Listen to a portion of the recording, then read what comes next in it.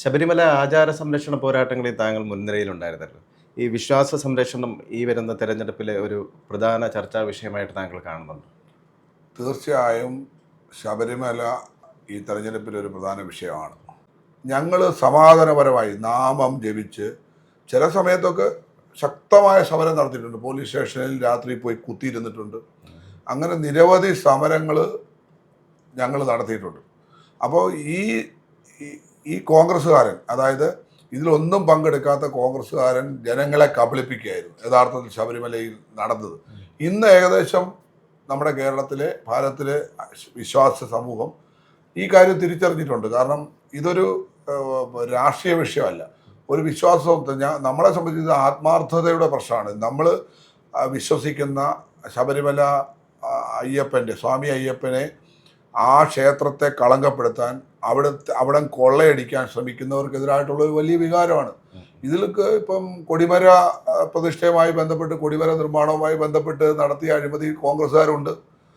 ഇപ്പം ശബരിമല ക്ഷേത്രത്തിൽ നമ്മളത് ആലോചിക്കുക, ഇത്രയും വലിയ സെക്യൂരിറ്റിയുള്ള ശബരിമല ക്ഷേത്രത്തിലെ സ്വർണം, ഇത്രയും ഭരണ സംവിധാനമുള്ള ഗവൺമെൻറ് നേരിട്ട് പരിശോധിക്കുന്ന കോടതിയുടെ മേൽനോട്ടത്തിലുള്ള ഒരു ക്ഷേത്രം, ആ ക്ഷേത്രത്തിലെ സ്വർണം വളരെ തന്ത്രപരമായി കോടിക്കണക്കിന് രൂപയുടെ സ്വർണം കടത്തിക്കൊണ്ട് പോയിട്ട് എത്ര കൊണ്ടുപോയി എന്ന് ഇതുവരെ കണക്കാർക്കെങ്കിലും പറഞ്ഞിട്ടുണ്ടോ? അല്ലെങ്കിൽ ഈ ശബരിമലയിൽ നഷ്ടപ്പെട്ട സ്വർണം, ഈ ശ്രീപത്മനാഭസ്വാമി ക്ഷേത്രത്തിലെ സ്വർണം ഇവരെ ഏൽപ്പിച്ച എന്തായിരിക്കുമായിരുന്നു സ്ഥിതി എന്ന് നമ്മൾ ആലോചിക്കണം. അപ്പോൾ ഇത് തിരിച്ചു കൊണ്ടുവരാൻ എന്തെങ്കിലും നടപടി ഈ ഗവൺമെൻറ്റിൻ്റെ ഭാഗത്ത് ഉണ്ടായിട്ടുണ്ടോ? കോൺഗ്രസ്സുകാർ ആവശ്യപ്പെട്ടിട്ടുണ്ടോ? ഇവിടെ BJP മാത്രമാണ്, NDA മാത്രമാണ് ഇതിനകത്തൊരു നിലപാട് സ്വീകരിക്കാൻ വേണ്ടി സ്വീകരിച്ചിട്ടുള്ളത്, അതിനുവേണ്ടി സമരം ചെയ്തിട്ടുള്ളത്, ജനങ്ങളോടൊപ്പം നിന്നിട്ടുള്ളത്, ഭക്ത സമൂഹത്തിനൊപ്പം, വിശ്വാസ സമൂഹത്തിനൊപ്പം നിന്നിട്ടുള്ളത്. അത് ക്രിസ്ത്യൻ വിഭാഗത്തിൻ്റെ വിഷയം, വിശ്വാസത്തിൻ്റെ വിഷയമായാലും ശരി, NDA മാത്രമാണ് നിലപാടെടുത്തിട്ടുള്ളത്. ഇപ്പോൾ ഒരു മേലധ്യക്ഷന്മാർ എന്തെങ്കിലും ഒരു പ്രസ്താവന നടത്തിയാൽ നർക്കോട്ടിക് ജിഹാദ് ഉണ്ട് എന്ന് പറഞ്ഞതിൻ്റെ പേരിൽ അദ്ദേഹത്തെ അപമാനിക്കാനും അദ്ദേഹത്തിൻ്റെ ഓഫീസിലേക്ക് മാർച്ച് നടത്താനും അദ്ദേഹത്തിന് റോഡിലിറങ്ങി നടക്കാൻ കഴിയാത്ത സാഹചര്യം ഉണ്ടാക്കാൻ ശ്രമിച്ചപ്പോഴും കോൺഗ്രസ്സുകാരെയും കമ്മ്യൂണിസ്റ്റുകാരെയും നമ്മളെവിടെയും കണ്ടില്ല. അന്ന് ഭരിച്ചുകൊണ്ടിരുന്നവർ ഈ മതമേലധ്യക്ഷനെതിരെ കേസെടുക്കാനാണ് തയ്യാറായത്, അല്ലാതെ ഈ പറഞ്ഞ ഭീകരവാദികൾക്കെതിരെ കേസെടുക്കാൻ തയ്യാറായില്ല. അപ്പോൾ ഈ തരത്തിലുള്ള ചിന്താഗതികൾ ഉള്ള നമ്മുടെ നാട്ടിൽ തീർച്ചയായും ഇതിനെതിരെ പ്രതികരിക്കണമെന്ന് ആഗ്രഹിക്കുന്ന വിശ്വാസ സമൂഹം ഇവിടെ ഉണ്ട്.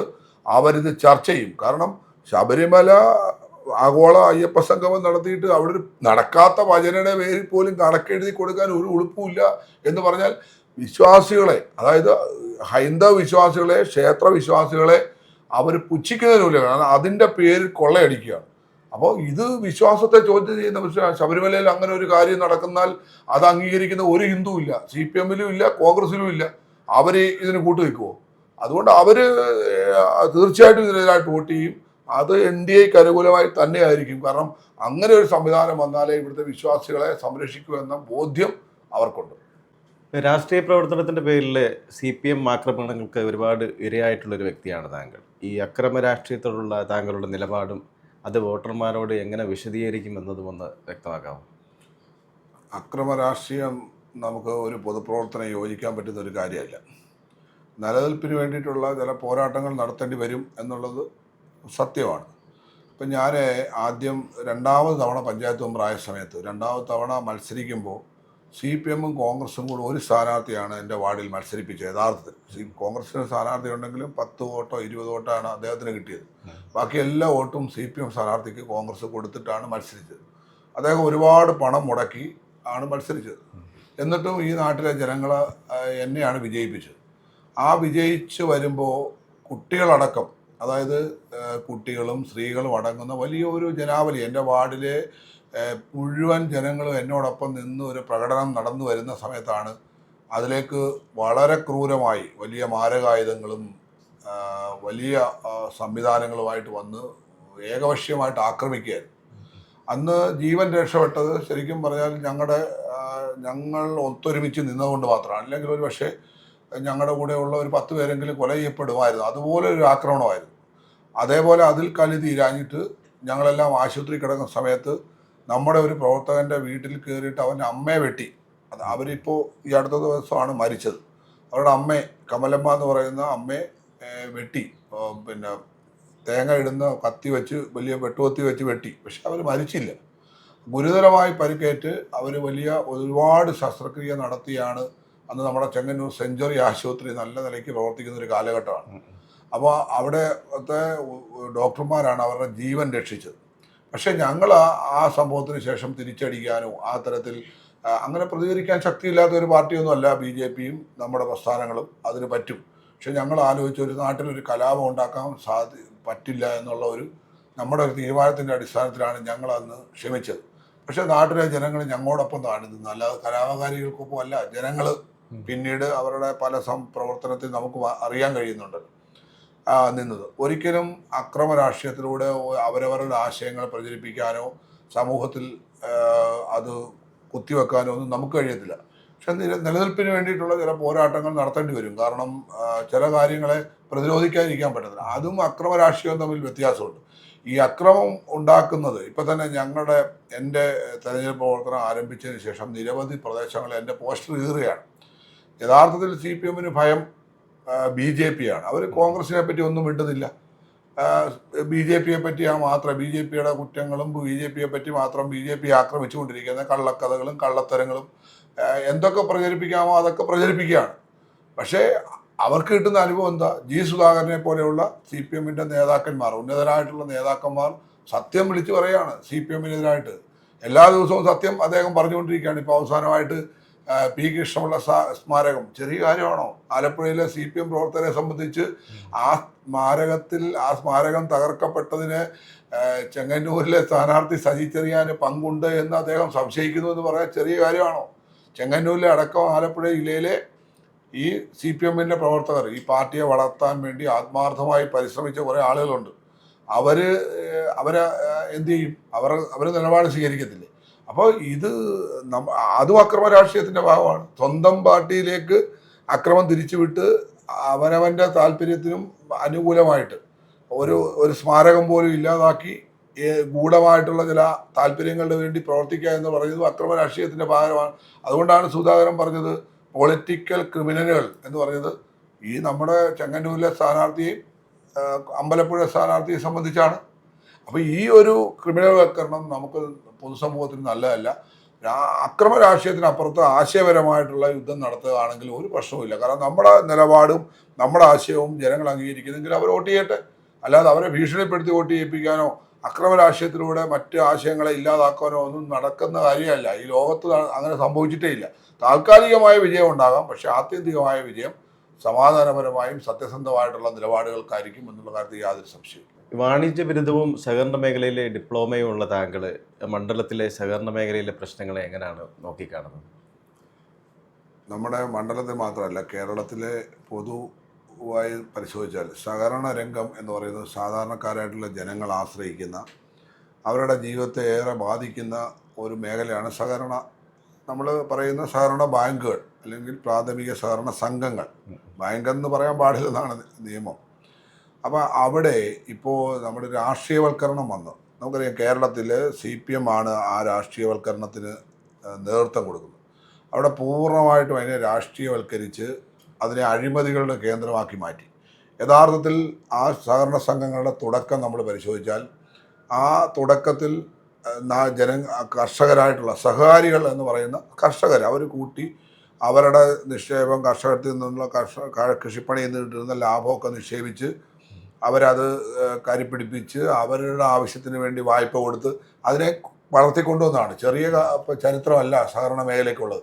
അങ്ങനെയുള്ളൊരു പ്രസ്ഥാനത്തിലേക്ക് CPM-ന്റെ ഉദ്യോഗസ്ഥന്മാർ കടന്നു വരുന്നു. അവർക്ക് ആവശ്യമുള്ള പാർട്ടിയുടെ അണികളെ കൊണ്ടുവന്ന് തിരികെ കയറ്റാനുള്ള സ്ഥലമാക്കുന്നു. വായ്പകൾ, കണ്ടമാനം വായ്പകൾ കൊടുക്കുന്നു. എന്ത് മാനദണ്ഡത്തിലാണ് കൊടുക്കുന്നതെന്ന് പോലും അറിയാതെ. ഇപ്പോൾ ഒരു ഭൂമിക്ക് 10 ലക്ഷം രൂപ വിലയുള്ള ഒരു ഭൂമിക്ക് അതിൻ്റെ വില കൂട്ടി നിശ്ചയിച്ച് 25 ലക്ഷം 30 ലക്ഷം ഒക്കെ അതിന് കൊടുക്കുന്നു. അത് റിക്കവർ ചെയ്ത് പോലും ആ നഷ്ടം നികത്താൻ വയ്യാത്ത സാഹചര്യം ഉണ്ടാക്കുന്നു. അതുപോലെ വായ്പ അനുവദിക്കുന്നതിന് കോഴപ്പണം വാങ്ങുന്നു.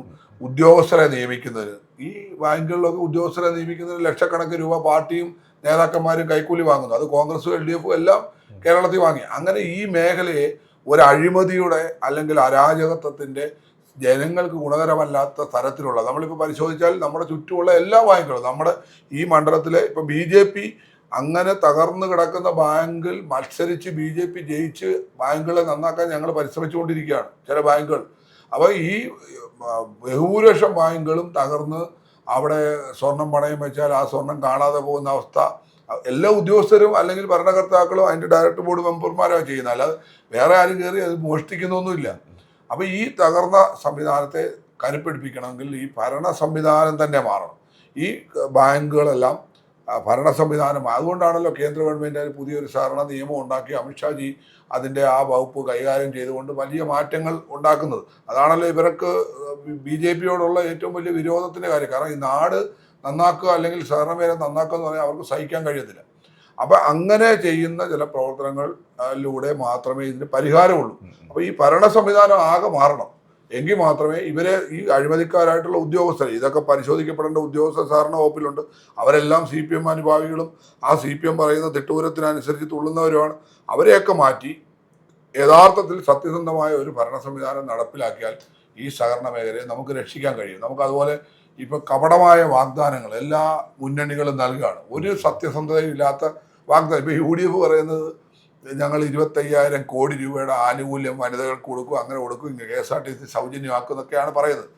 എന്തിൻ്റെ അടിസ്ഥാനത്തിലാണ് ഇവർ പറയുന്നത്? കേരളം 46,000 കോടി രൂപയുടെ കമ്മിയുള്ള ഒരു സംസ്ഥാനമാണ്. ഇവിടെ പണമില്ല, പണമില്ല, ഇല്ലാതെ തന്നെ ചിലവാക്കേണ്ട സാഹചര്യമുള്ള ഒരു സംസ്ഥാനം. അത് ചിലവാക്കാൻ പറ്റില്ല, പക്ഷെ പദ്ധതി ഇങ്ങനെ കാണിക്കുകയാണ്. അപ്പോൾ ഇങ്ങനെ ഒരു സംസ്ഥാനത്ത് 25,000 കോടി രൂപയുടെ പദ്ധതി ഞങ്ങൾ വാഗ്ദാനം ചെയ്യുന്നു എന്ന് പറഞ്ഞാൽ തന്നെ ഏറ്റവും വലിയ മണ്ടത്തരം. അത് വിശ്വസിക്കാൻ കേരളത്തിലെ ജനസമൂഹം അത് വിശ്വസിക്കുമെന്ന് എനിക്ക് തോന്നുന്നില്ല. അതുപോലെ ഒരു ഒരു ധനകാര്യ മാനേജ്മെൻറ്റിൽ പൂർണ്ണമായിട്ടുള്ള പരാജയം UDFൻ്റെ കാലത്തായാലും LDFൻ്റെ കാലത്തായാലും ഉണ്ടാകുന്നു. അത് സഹകരണ മേഖലയെ ബാധിച്ചിട്ടുണ്ട്, നമ്മുടെ വ്യാവസായിക മേഖലയെ ബാധിച്ചിട്ടുണ്ട്, നമ്മുടെ പുരോഗതിയെ ആകെ ബാധിച്ചിട്ടുണ്ട്. ഇപ്പോൾ കിഫ്ബി എന്ന് പറയുന്ന ഈ വലിയ മനോഹരമായ സംവിധാനം എങ്ങനെയാണ്? ജനങ്ങളിൽ നിന്ന് വാങ്ങുന്ന പലിശ കൊടുക്കേണ്ട പണമാണ്. ഇത് വരാൻ പോകുന്ന കാലഘട്ടത്തിൽ പണം തിരിച്ചു കൊടുക്കാൻ കഴിയാതെ വരുമ്പോൾ ഇത് തകർന്നു പോകും. അന്നെന്ത് ചെയ്യും? ഈ പാവങ്ങളുടെ പണം എല്ലാം നഷ്ടപ്പെടുകയാണ് വരാൻ വേണ്ടി പോകുന്നത്. ആരൊക്കെയാണോ ഇതിനകത്ത് ഇൻവെസ്റ്റ് ചെയ്യുന്നത് അവരുടെ പണം നഷ്ടപ്പെടുന്ന സാഹചര്യം വരും. അതോടുകൂടി ആ ഒരു സ്വപ്നവും തകരും. അപ്പോൾ ഇത് കേരളത്തെ സംബന്ധിച്ചിടത്തോളം ഈ ഒരു ഭരണ സംവിധാനത്തിന് മാറ്റം ഉണ്ടായാൽ മാത്രമേ ഇതിനൊരു പരിഹാരം നമുക്ക് കണ്ടുപിടിക്കാൻ കഴിയൂ. സമൂഹ നന്മയ്ക്കായിട്ട് എന്തെല്ലാം പ്രവർത്തനങ്ങളാണ് താങ്കളുടെ ഭാഗത്ത് നിന്നുണ്ടായിട്ടുള്ളത്? ഞങ്ങളെ സംബന്ധിച്ചിടത്തോളം നിരന്തരമായി കഴിഞ്ഞ കുറേ കാലങ്ങളായി നമ്മുടെ സാമൂഹിക സേവന രംഗത്ത് ചെയ്യാൻ കഴിയുന്ന എല്ലാ പ്രവർത്തനങ്ങളും അത് ചെയ്യാൻ വേണ്ടിയിട്ടുള്ള പരിശ്രമങ്ങൾ നടത്തിയിട്ടുണ്ട്. നിരവധി, പ്രത്യേകിച്ച് സേവാഭാരതിയുമായി ബന്ധപ്പെട്ട് നിരവധി സേവന പ്രവർത്തനങ്ങൾ നമ്മുടെ നാട്ടിൽ ചെയ്യാൻ പരിശ്രമിച്ചിട്ടുണ്ട്. അതിൽ കുറേ കാര്യങ്ങളൊക്കെ വളരെ വിജയകരമായിട്ട് ചെയ്യാനും നമുക്ക് കഴിഞ്ഞിട്ടുണ്ട്. പ്രത്യേകിച്ച് പ്രളയ കാലഘട്ടത്തിൽ നമുക്കറിയാം, 2018 പ്രളയത്തിൽ ഞാൻ പാണ്ടനാട് പഞ്ചായത്തിൽ ജീവിക്കുന്ന ആളാണ്. പാണ്ടനാട് പഞ്ചായത്തിൻ്റെ പൂർണ്ണമായും ഒരു തകർന്ന ഒരു സാഹചര്യം ഉണ്ടായ ഒരു സ്ഥലമാണ്. ഗവൺമെൻറ് ഒന്നും ആത്മാർത്ഥമായിട്ടൊന്നും സഹായിച്ചിട്ടില്ല. പലപ്പോഴും ആദ്യഘട്ടത്തിൽ കുറച്ച് നഷ്ടപരിഹാരം കൊടുത്തല്ലാതെ ഒന്നും സാധാരണക്കാർക്കൊന്നും വേണ്ട തരത്തിലുള്ള നഷ്ടപരിഹാരം കൊടുക്കാനോ അവരെ പുനരുജ്ജീവിപ്പിക്കാനോ വ്യവസായികൾക്ക് വ്യാപാരികൾക്കൊന്നും ചെയ്തു കൊടുക്കാൻ കഴിഞ്ഞിട്ടില്ല. പക്ഷെ അന്ന് സേവാഭാരതിയും ഞങ്ങളല്ലാതെ ഒക്കെ ആയി ഒരുപാട് സേവന പ്രവർത്തനങ്ങൾ ഞങ്ങൾ എല്ലാ ദിവസവും ഈ കോവിഡ് കാലഘട്ടത്തിലുമൊക്കെ പരിശോധിച്ചാൽ, കോവിഡ് കാലഘട്ടത്തിൽ ഞങ്ങൾ എല്ലാ വീടുകളിലും ഈ ഒറ്റപ്പെട്ട് ജീവിക്കുന്ന ആളുകൾക്ക് ഭക്ഷണമില്ലാത്തവർക്ക് 1000 ചോറ് പൊതി വരെ നമ്മൾ പാണ്ടനാട് ഒരു കേന്ദ്രത്തിൽ നിന്നും ഞങ്ങൾ ഒരു കൃഷ്ണപ്രിയ ബാലാശ്രമം ഉണ്ട്, അവിടുന്ന് തയ്യാറാക്കിയിട്ട് ഞങ്ങൾ വീടുകളിൽ എത്തിച്ചു കൊടുത്തിട്ടുണ്ട്. ഞങ്ങളുടെ ഈ മണ്ഡലത്തിൻ്റെ പല പ്രദേശങ്ങളിലും ആളുകൾക്ക് എത്തിക്കാവുന്നതിൻ്റെ പരമാവധി ആവശ്യപ്പെട്ടവർക്കൊക്കെ ഞങ്ങൾ എത്തിച്ചു കൊടുക്കാൻ വേണ്ടി, അത് നമ്മളൊന്നും മാത്രം വിചാരിച്ചാൽ തീരുന്ന പ്രശ്നങ്ങളല്ല. അതുപോലെ പ്രളയ കാലഘട്ടത്തിൽ ഈ വീടുകളെല്ലാം വൃത്തിയാക്കാൻ വലിയ പരിശ്രമം നടത്തിയിട്ടുണ്ട്. ഇവരെ വീടുകളിൽ നിന്നും രക്ഷപ്പെടുത്താൻ, ആഹാരമില്ലാത്തവർക്ക് ആഹാരം എത്തിക്കാൻ എല്ലാ പരിശ്രമങ്ങളും, എല്ലാ സേവന പ്രവർത്തനം, ഇപ്പോൾ ഗവൺമെൻറ് നടത്തുന്ന പരിപാടികളിൽ പോലും ഞങ്ങളെ കൊണ്ട് കഴിയുന്ന കോവിഡ് കാലഘട്ടത്തിൽ ഉൾപ്പെടെ അവരെ താമസിപ്പിക്കാനുള്ള സംവിധാനം തയ്യാറാക്കാൻ ഗവൺമെൻറ്റിൻ്റെ വിഷറിയോടൊപ്പം ഞങ്ങൾ പ്രവർത്തിച്ചു. അതിനകത്ത് രാഷ്ട്രീയമൊന്നും നോക്കേണ്ട ആവശ്യമില്ല. കാരണം നമ്മുടെ നാടിനുണ്ടാകുന്ന ഒരു അപകടത്തിൽ എല്ലാവരും ഒറ്റക്കെട്ടായിട്ട് നിൽക്കുക എന്നുള്ള ഒരു സമീപനമാണ് ഞങ്ങൾ സ്വീകരിച്ചിട്ടുള്ളത്. അപ്പം ചെയ്യാവുന്നതിൻ്റെ പരമാവധി സേവന പ്രവർത്തനങ്ങൾ ചെയ്യുക എന്ന ഒരു സമീപനമാണ് എപ്പോഴും സ്വീകരിക്കാറുള്ളത്. അതിപ്പോൾ എണ്ണി എണ്ണി പറയാനാണെങ്കിൽ ഒരുപാട് കാര്യങ്ങൾ നമ്മുടെ മുന്നിൽ ഓർമ്മ വരികയാണ്. എല്ലാം പറയാൻ നമുക്ക് കഴിയില്ല. അതുപോലെ സേവന പ്രവർത്തനങ്ങൾ ഞങ്ങളൊരു കൂട്ടായ്മ എന്ന നിലയ്ക്കും വ്യക്തിപരമായിട്ടും ഒക്കെ നമ്മൾ ചെയ്തിട്ടുണ്ട്. അത് ഇനിയും ആണെങ്കിലും ശരി, ഏതൊരു സാഹചര്യത്തിലും ആ തരത്തിൽ നമ്മൾ ജീവിതത്തിൽ തുറന്നു പോകും. അത് നമ്മുടെ ഒരു ഒരു ഒരു ജീവിത ദിനചര്യ പോലെ നടക്കുന്ന ഒരു പ്രവർത്തനമാണ്. ഈ തെരഞ്ഞെടുപ്പുമായി ബന്ധപ്പെട്ട് താങ്കളുടെ കുടുംബത്തിന്റെ പിന്തുണ എങ്ങനെയാണ്? എല്ലാവരുടെയും ഭാഗത്തു നിന്നും നല്ല പിന്തുണ ഉണ്ടാകുന്നുണ്ട്. കഴിഞ്ഞ തെരഞ്ഞെടുപ്പിലും എൻ്റെ ഭാര്യ കുറേ മകളുകളെ സമ്പർക്കം ചെയ്യാൻ നമ്മുടെ പ്രവർത്തകരോടൊപ്പം കൂടി പരമാവധി സ്ഥലത്ത് വ്യക്തിപരമായ ആളുകളെ കാണാനും ഒക്കെ പരിശ്രമിച്ചിട്ടുണ്ട്. ഈ തെരഞ്ഞെടുപ്പിലും ആ പ്രവർത്തനം ആരംഭിച്ചു കഴിഞ്ഞു. അതുപോലെ എൻ്റെ മകൻ അഡ്വക്കേറ്റ് ഗൗരി ശങ്കർ നിരന്തരമായി ഞങ്ങളോടൊപ്പം പ്രവർത്തനത്തിൽ പങ്കാളിയാണ്. ഈ പ്രവർത്തനത്തിൽ എല്ലാ പ്രവർത്തനങ്ങളിലും എനിക്ക് പിന്തുണ നൽകിക്കൊണ്ട് എന്നോടൊപ്പം ഉണ്ട്. പിന്നെ എൻ്റെ സഹോദരൻ, അദ്ദേഹം മുൻ വാർഡ് മെമ്പർ കൂടിയാണ്, പാർട്ടിയുടെ ചുമതലയുള്ള ആളാണ്. എല്ലാവരും ഈ കാര്യത്തിൽ രാഷ്ട്രീയ പ്രവർത്തകരൊന്നും അല്ലെങ്കിലും അവരെല്ലാം എന്നോടൊപ്പം ഈ തെരഞ്ഞെടുപ്പ് പ്രവർത്തനത്തിൽ നമ്മുടെ പാർട്ടിക്ക് വേണ്ടിയിട്ട് സജീവമായി പ്രവർത്തിച്ചുകൊണ്ടിരിക്കുകയാണ്. തീർച്ചയായിട്ടും അത് വലിയ പിന്തുണ എൻ്റെ നാട്ടിലെ ജനങ്ങളും എൻ്റെ സഹപ്രവർത്തകന്മാരൊക്കെ ആ കാര്യത്തിൽ വലിയ പിന്തുണയാണ് എനിക്ക് നൽകുന്നത്. അത് ഈ തെരഞ്ഞെടുപ്പിൽ വിജയത്തിനൊരു കാരണമാകും എന്ന് തന്നെയാണ് ഞാൻ വിശ്വസിക്കുന്നത്. ഈ വരുന്ന തെരഞ്ഞെടുപ്പിൽ താങ്കൾ വിജയിക്കുമ്പോൾ എന്തൊക്കെ വികസനങ്ങളാണ് നമ്മുടെ നാട്ടിന് കൊണ്ടുവരിക? എന്നെ സംബന്ധിച്ച് നരേന്ദ്രമോദി സർക്കാരിൻ്റെ കേന്ദ്ര ഗവൺമെൻറ്റിൻ്റെ ഒരുപാട് പദ്ധതികൾ ചെങ്ങന്നൂരിൽ നമുക്ക് കൊണ്ടുവരാൻ കഴിയുന്നുണ്ട്. ഇപ്പോൾ തന്നെ നമ്മുടെ ചെറുപ്പക്കാർ മുഴുവൻ വിദേശ രാജ്യങ്ങളിലേക്ക് പോവുകയാണ്. കേരളത്തിൽ നിന്ന് അവർ ബൈ ബൈ പറഞ്ഞ് പോവുകയാണ്. കുടുംബം പോലും അവർ വിദേശത്ത് ചേക്കേറാൻ ആഗ്രഹിക്കുകയാണ്. അതിൻ്റെ പ്രധാനപ്പെട്ട കാര്യം അവർക്ക് ഇവിടെ തൊഴിലവസരം ഇല്ല. അപ്പോൾ അവർക്ക് തൊഴിലവസരം ഉണ്ടാകുന്ന പദ്ധതികൾ നമുക്ക് വേണം, ചെങ്ങന്നൂരിൽ വേണം. അത് കേന്ദ്ര സഹായത്തിൽ തീർച്ചയായിട്ടും ഇവിടെ നടപ്പിലാക്കാൻ കഴിയുന്നതേ ഉള്ളൂ. പക്ഷേ കേരളം ഭരിക്കുന്നവർ അതിന് പിന്തുണ കൊടുക്കാത്തത് കൊണ്ടാണ് അത് നടക്കാത്തത്. ഒന്നാമത്തെ ആഗ്രഹം അതാണ്. ഇവിടുത്തെ ചെറുപ്പക്കാർക്ക്, നമ്മുടെ നാട്ടിലുള്ളവർക്ക് ഇവിടെ തന്നെ ജീവിക്കാൻ, അവരുടെ അച്ഛനോ അമ്മയോടൊപ്പം അവരുടെ കുടുംബത്തോടൊപ്പം ഇവിടെ ജീവിക്കാൻ കഴിയുന്ന, മാന്യമായ ശമ്പളത്തിൽ ജോലി ചെയ്യാൻ കഴിയുന്ന ഒരു സാഹചര്യം നമ്മുടെ നാട്ടിൽ ഉണ്ടാകണം. അതിനുള്ള ഒരു ക്രമീകരണം ഉണ്ടാക്കണമെന്ന് ഞാൻ ആത്മാർത്ഥമായിട്ട് ആഗ്രഹിക്കുന്നു. പിന്നെ ശബരിമലയുടെ ഗേറ്റ് വേ ആണ് ചെങ്ങന്നൂർ. അപ്പോൾ ശബരിമല തീർത്ഥാടനത്തിൻ്റെ എല്ലാ ക്രമീകരണങ്ങളും ചെയ്യേണ്ട ഏറ്റവും പ്രധാനപ്പെട്ട കേരളത്തിലെ സ്ഥലം ചെങ്ങന്നൂരാണെന്നാണ് ഞാൻ വിശ്വസിക്കുന്നത്. അപ്പോൾ ഇവിടെ ഒരു വലിയ വികസനത്തിനുള്ള സാധ്യതയും, അതേപോലെ തന്നെ ഇവിടെ എത്തുന്ന ലക്ഷക്കണക്കിന് വരുന്ന തീർത്ഥാടകർക്ക് സൗകര്യവും ഉണ്ടാകണം. നാടിന് ഗുണമുണ്ടാകണം, തീർത്ഥാടകർക്കും ഗുണമുണ്ടാകണം. അപ്പോൾ ഇത് ചെങ്ങന്നൂരിൽ ഇന്ന് അസാധ്യമാണത്. കാരണം അതിനുള്ള ഒരു അടിസ്ഥാനപരമായ സൗകര്യങ്ങളും, ഇവിടെ എത്തുന്ന ഒരു തീർത്ഥാടകന് കുളിക്കാനും ശൗചാലയം ഉപയോഗിക്കാൻ പോലും കഴിയാത്ത സാഹചര്യം, റെയിൽവേ കൊടുക്കുന്ന പരിമിതമായ സംവിധാനം അല്ലാതെ ഒരു സംവിധാനവും ചെങ്ങന്നൂരിലില്ല. ഇത് പരിഹരിച്ചാൽ തന്നെ ചെങ്ങന്നൂരിൻ്റെ വികസനം, കാരണം ശബരിമലയുടെ ഗേറ്റ് വേ എന്ന നിലയ്ക്ക് ശബരിമലയിലേക്ക് പോകുന്ന തീർത്ഥാടകരെത്തുന്ന ഒരു പ്രദേശം എന്ന നിലയ്ക്ക് പഴയ പോലെ 41 ദിവസം അല്ല മണ്ഡലകാലത്തെ 2-3 മാസം അല്ല. ഇതിപ്പോൾ 1-ാം തീയതി മുതൽ 5-ാം തീയതി വരെയുള്ള സമയത്തും ഇവിടെ നിരവധി തീർത്ഥാടകർ എത്തുകയാണ്. ചെങ്ങന്നൂർ പോകുന്ന എല്ലാവർക്കും അറിയാം. ഇവർക്ക് സൗകര്യം ഒരുക്കിയാൽ അത് ജനങ്ങൾക്കും ഗുണകരമാകും, തീർത്ഥാടകർക്കും ഗുണകരമാകും, നമ്മുടെ നാടിൻ്റെ പുരോഗതിക്കും കാര്യമാകും. അതേപോലെ കുടിവെള്ളം കൊടുക്കാതെ എന്ത് വികസനത്തെ പറ്റിയാണ് നമ്മൾ സംസാരിക്കുന്നത്? ചെങ്ങന്നൂരിലെ ജനങ്ങൾക്ക് കുടിവെള്ളം വേണം. കുടിവെള്ളം വേണം എന്ന് എല്ലാ ദിവസവും ആവശ്യപ്പെടുകയാണ്. ഞങ്ങൾക്ക് കുടിവെള്ളം വേണം. അതിന് സമരം ചെയ്യുക, കുടവുമായി മുനിസിപ്പാലിറ്റിയിലേക്കും പഞ്ചായത്തിലേക്കും സമരം ചെയ്യുക. ഇതിനൊരു പരിഹാരം ഉണ്ടാക്കട്ടെ. എനിക്കൊരവസരം ചോദിച്ചാൽ ആ കുടിവെള്ളത്തിന് വേണ്ടി നെട്ടോട്ടം ഓടുന്ന ഒരു സാഹചര്യം പിന്നെ ചെങ്ങന്നൂരിൽ ഉണ്ടാകാതിരിക്കാനുള്ള എല്ലാ പരിശ്രമങ്ങളും, അതുപോലെ നമ്മുടെ പട്ടികജാതി കോളനികൾ, നമ്മൾ പറയുന്ന ഉന്നതി എന്ന് പേര് മാറ്റിയത് കൊണ്ട് ഉന്നതിയാകുമോ? ആ പ്രദേശത്തെ, അതായത് ആ പിന്നോക്കാവസ്ഥ അനുഭവിക്കുന്ന പട്ടികജാതി സമൂഹം ഉൾപ്പെടെ ജീവിക്കുന്ന പ്രദേശങ്ങളിൽ അവർക്ക് കേന്ദ്ര പദ്ധതികളുണ്ട്, നിരവധി കേന്ദ്ര പദ്ധതികളുണ്ട്. അവരുടെ ജീവിത നിലവാരം മെച്ചപ്പെടുത്താൻ, അവർക്ക് വിദ്യാഭ്യാസം ലഭിക്കാൻ, അവിടെ നിന്നും നല്ല നല്ല വീടുകൾ നിർമ്മിച്ചു കൊടുക്കാൻ, അവരെ ഒരു സമൂഹത്തിൽ മറ്റുള്ളവർ ജീവിക്കുന്നത് പോലെ അവർക്ക് സംവിധാനം ഒരുക്കി കൊടുക്കാനുള്ള ബാധ്യത ഗവൺമെൻറ്റിനുണ്ട്. അടിസ്ഥാന ജനവിഭാഗമാണ്. ആ സംരക്ഷണം ഗവൺമെൻറ് ഏറ്റെടുത്തില്ല. അത് ഏറ്റെടുക്കണം എന്നെനിക്ക് അതിയായ ആഗ്രഹമുണ്ട്.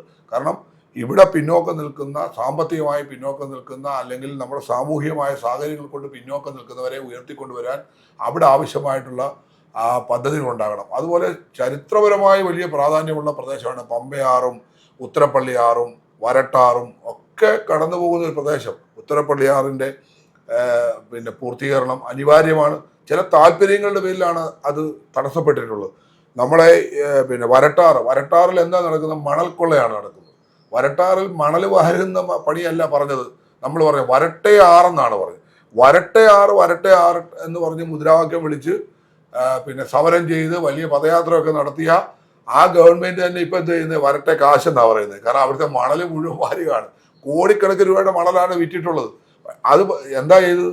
ആദിപമ്പ, അതായത് വരട്ടാറിന്റെ തുടക്കത്തിലുള്ള ആദിപമ്പയിൽ കുഴിച്ച് അങ്ങ് ഭൂമിക്കടിയിലേക്ക് ആരാണ്ട് കളിയാക്കി പറയുന്നുണ്ട്, താഴെ ചെന്ന് ട്രംപിന്റെ തലമുടിയെ പിടിക്കുന്നവരെ മണൽ വാരി എന്നാ പറഞ്ഞു. അപ്പുറത്ത് അമേരിക്കയിൽ വരെ ചെയ്ത് അതുപോലെ മണൽ വാരിയാണ്.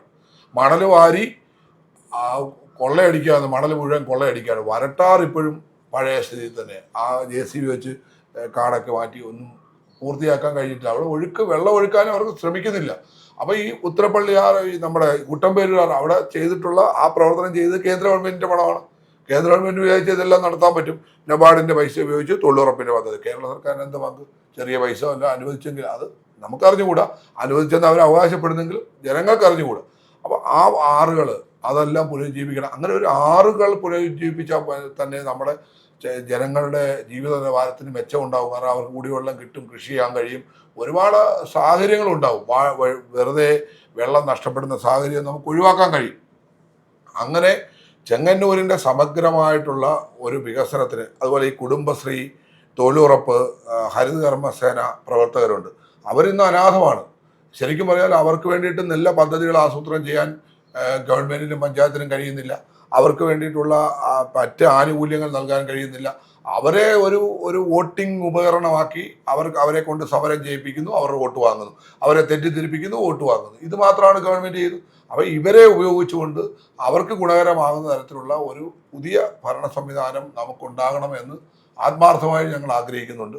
അപ്പോൾ ഇങ്ങനെ ചെങ്ങന്നൂരിലെ എല്ലാവരെയും ബാധിക്കുന്ന, എല്ലാവരുടെയും ഉന്നതിക്ക് വേണ്ടി ഗുണകരമാകുന്ന തരത്തിലുള്ള, ചെങ്ങന്നൂർ ടൗണിലാണെങ്കിൽ നമുക്കൊരു വാഹനം പാർക്ക് ചെയ്യാൻ സംവിധാനം ഇല്ല. ഒരാൾ വന്നാൽ, അതുകൊണ്ടാണ് വ്യാപാര സ്ഥാപനങ്ങളൊക്കെ പുരോഗമിക്കാത്തത്. മറ്റ് സമീപത്തുള്ള ടൗണുകളിലൊക്കെ ഇപ്പോൾ ഇവിടുന്ന് തുണി മേടിക്കാൻ തിരുവല്ലയിലേക്ക് പോകുന്ന സാഹചര്യം വരുമ്പോൾ ഇവിടുത്തെ വ്യാപാരികൾ എന്ത് ചെയ്യും?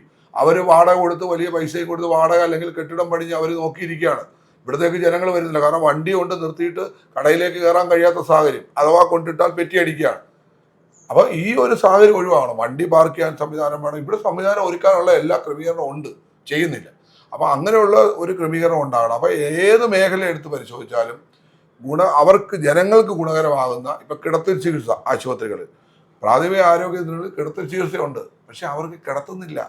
അവിടെ ആവശ്യമായ പിന്നെ ഡോക്ടർമാരില്ല, നേഴ്സില്ല, മറ്റ് ജോലിക്കാരില്ല. ഇതെല്ലാം പരിഹരിക്കപ്പെടേണ്ട വിഷയങ്ങളാണ്. കേവലം 2 കെട്ടിടം പണിഞ്ഞിട്ട് ഞാനിതെല്ലാം പൂർത്തിയാക്കി, ഞാനിതെല്ലാം പറഞ്ഞു, ഒരു 2 പാലം പണി, 2 കെട്ടിടം പണി. കെട്ടിടത്തിൽ ഒരു സംവിധാനം, ആശുപത്രിയാണെങ്കിൽ അവിടെ ചികിത്സിക്കാൻ സംവിധാനമില്ല, പാലമാണെങ്കിൽ എങ്ങനെയാണ് പാലത്തെ കയറേണ്ടതെന്ന് അറിഞ്ഞുകൂടാ. അപ്പോൾ എന്നിട്ട് എല്ലാ വികസനം നടത്തി എന്ന് അവകാശപ്പെടുന്നതിനകത്തൊന്നും ഒരർത്ഥവുമില്ല. അതല്ല വികസനം. ജനങ്ങളുടെ അവർക്ക് ഉയർച്ച ഉണ്ടാകണം, അവരുടെ ജീവിത നിലവാരത്തിന് മെച്ചമുണ്ടാകണം, അവർക്ക് ഗുണകരമാകുന്ന കാര്യങ്ങൾ ചെയ്യണം. അപ്പോൾ അങ്ങനെ ഒരു ജനപ്രതിനിധിയാകാനാണ് എനിക്ക് ആഗ്രഹം. അതനുസരിച്ച് പ്രവർത്തിക്കും എന്ന് ഞാൻ ചെങ്ങന്നൂരിലെ ജനങ്ങൾക്ക് ഉറപ്പ് നൽകാനും ഈ അവസരം ഉപയോഗിക്കാം. തൻ്റെ രാഷ്ട്രീയത്തിനപ്പുറം മനുഷ്യവശത്തു നിന്നുള്ള നിലപാടുകളും വികസനങ്ങളെക്കുറിച്ചുള്ള കൃത്യമായ മറുപടികളും ഇദ്ദേഹം നമ്മളോട് പങ്കുവച്ചു. വ്യക്തമായ മറുപടികളിലൂടെ തൻ്റെ നിലപാടുകൾ വിശദീകരിച്ച MP ഗോപകുമാറിന് നന്ദിയും, അതോടൊപ്പം തന്നെ വരും നാളുകളിലും വികസന പ്രവർത്തനങ്ങളുമായി മുന്നോട്ട് പോകുവാൻ അദ്ദേഹത്തിന് സാധിക്കട്ടെ എന്നും പ്രാർത്ഥിച്ചുകൊണ്ട് നിർത്തുന്നു. വിജയാശംസകൾ.